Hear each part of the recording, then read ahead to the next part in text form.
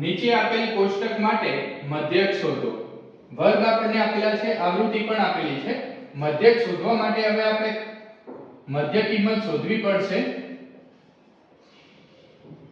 જેને આપણે xi કહીએ છીએ। મધ્ય કિંમત શોધવા માટે 65 એમના એમ 65 અને 68 વચ્ચે કુલ 3 નો તફાવત છે, તો 3/2 કરી લઈએ। 3/2 એટલે કે 1.5 આવે છે। હવે એ 1.5 છે એ આપણે 65 માં ઉમેરી દઈશું તો આવશે 66.5। એ જ રીતે 68 માં 1.5 ઉમેરીશું તો 69.5 આવશે। હવે 3 ઉમેરતા જવાનું છે એટલે કે 72.5, પછી આવશે 75.5, પછી આવશે 78.5, પછી આવશે 81.5 અને છેલ્લે 84.5। અહીંયા બધી જ આવૃત્તિનો સરવાળો કરી નાખીએ તો સિગ્મા fi થશે 2 અને 4 6 અને 3 9 ને 8 17 ને 7 24 ને 4 28 ને 2 30। હવે અહીંયા આગળ આપણે મધ્ય કિંમત છે, મધ્યક શોધવાનો છે તો કોઈ પણ એને મધ્યક ધારવો પડશે। તો અહીંયા આપણે a ને સૌથી પહેલો જે છે એને a ધારી લઈએ તો di મળશે xi - a 66.5 ઓછા 66.5 એટલે કે 0। અહીંયા મળશે 3, અહીંયા 6, અહીંયા 9, અહીંયા 12, અહીંયા 15 અને અહીંયા 18 થશે। હવે di પછી આપણે ui શોધી લઈએ એટલે કે di ભાગ્યા h। di છે એના ભાગ્યા h કરીશું, જે h એ વર્ગ લંબાઈ છે જે અહીંયા 3 છે, તો 0 ભાગ્યા 3 એટલે કે 0 થશે। અહીંયા 1 આવશે, 3 દુ 6, 3 તરી 9, 3 ચોક 12, 3 પચામ 15 અને 3 છક 18 થશે। હવે fi અને ui નો ગુણાકાર કરી અને આપણે fi ui શોધી લઈશું। તો 0 ગુણ્યા 2 એટલે કે 0 થશે, 4 ગુણ્યા 1 એટલે કે 4 થશે, 3 ગુણ્યા 2 એટલે 6 થશે, 8 ગુણ્યા 3 એટલે કે 24 થશે, 7 ગુણ્યા 4 એટલે 28 થશે, 4 ગુણ્યા 5 એટલે 20 થશે અને 2 ગુણ્યા 6 એટલે કે 12 થશે। આમ સિગ્મા fi ui આપણે શોધવાના છે તો બધાનો સરવાળો કરી લઈએ। 4 અને 6 10, 14, 8 22 ને 2 24, વધી આવશે 2, 2 અને 2 4, 2 6, 2 8 ને 1 9, તો અહીંયા આપણને 94 મળશે। હવે મધ્યક x બાર બરાબર a વત્તા સિગ્મા fi ui ભાગ્યા સિગ્મા fi ગુણ્યા h।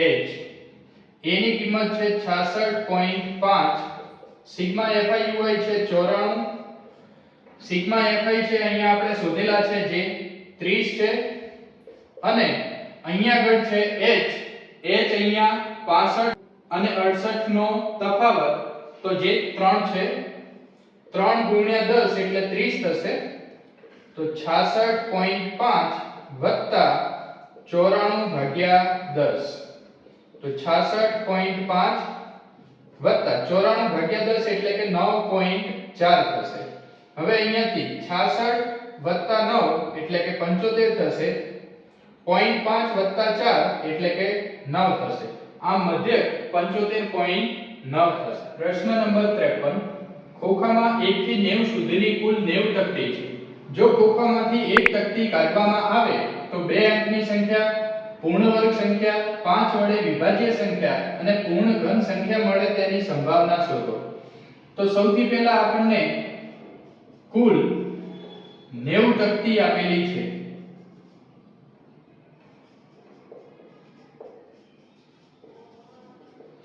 હવે પ્રથમ પ્રશ્ન કે બે અંકની સંખ્યા મળે તો બે અંકની સંખ્યાઓ કુલ કેટલી હશે 1 થી 90 માં?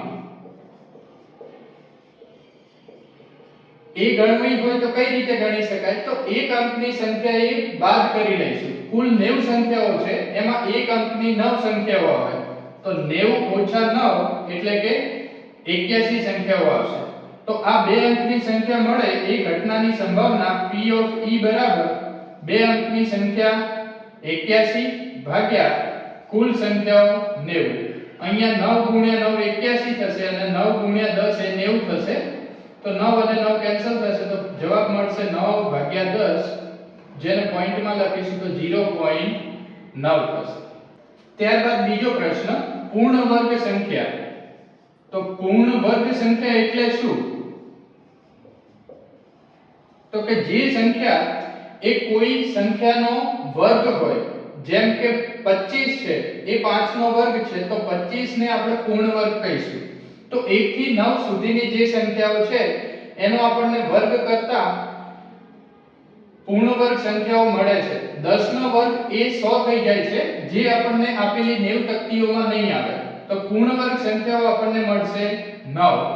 તો આ ઘટનાની સંભાવના P ઓફ E બરાબર 9 ભાગ્યા 90 થશે. 9 ગુણ્યા 10 એટલે 90 થશે તો જવાબ આવશે 1 ભાગ્યા 10 એટલે કે 0.1. ત્યારબાદ પ્રશ્ન નંબર 3 છે 5 વડે વિભાજ્ય સંખ્યા.